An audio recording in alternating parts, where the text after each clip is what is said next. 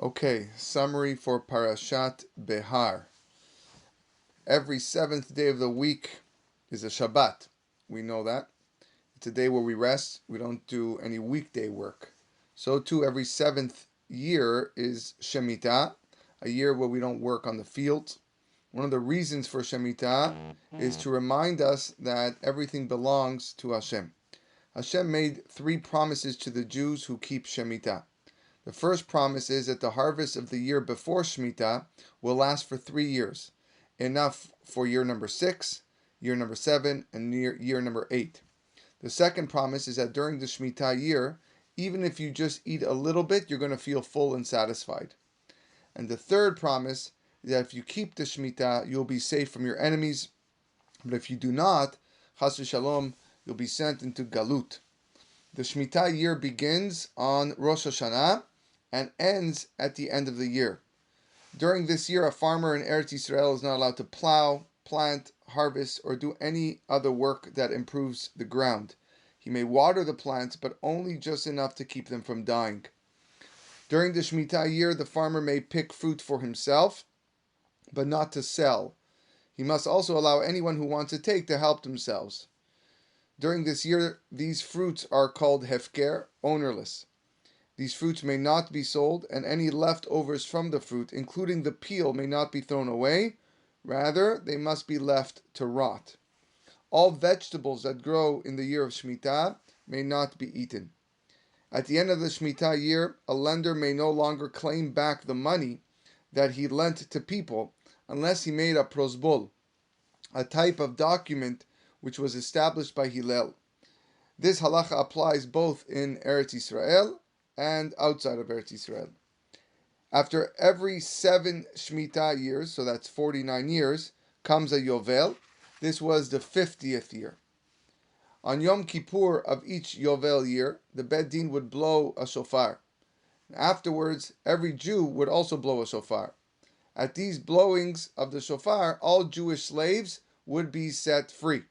This includes even those slaves who had their ear pierced.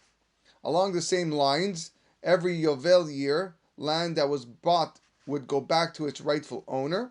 And this was the message basically from Hashem, Ki li kol haaretz, the whole world is mine, and I let you benefit from it. The halacha of returning also applies in some cases to houses. For example, a house in a city that had a wall around it from the time of Yehoshua had to be returned to its original owner if the owner returned the sale price before the year was completed. If the owner did not buy it back within the year, the house is not returned in Yovel. This applies to regular cities. If, however, the city was one of the 48 cities owned by Shevet Levi, the house goes back in a Yovel year, even if there was a wall. If the house was in a city that didn't have a wall from the time of Yehoshua, it does go back to the original owner during Yovel. The Torah teaches us that we may not hurt people through money and through words. Through money, it's called ona'at mamon. Doing so, for example, would be overcharging someone more than 1/6 of the fair market value of the item. That would be ona'at mamon. Ona'at devarim is hurting someone through words. Everything we own is given to us to use for the right reasons. Hashem gave us money so that we can also help people by giving tzedakah and lending them. When we lend money, we're not allowed to charge interest. This is called ribit. If a person was so poor that he sold himself as a slave to non-Jews, there is a mitzvah for the relatives to redeem him as soon as possible. If they can't, all Jews have the mitzvah to buy him back. Lastly, the idol worshippers would set up stone pillars and kneel on stone floors. In order to distance ourselves from this, we are commanded not to set up a matzeva, a stone pillar for Hashem, and we may not kneel on stone floors outside the Beit HaMikdash.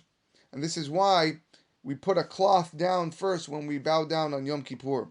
The only place where a person is allowed to kneel directly on stone floors is in the Beit HaMikdash, and hopefully Be'ezrat Hashem will be zochet to serve Hashem soon there. B'mehera b'yameinu.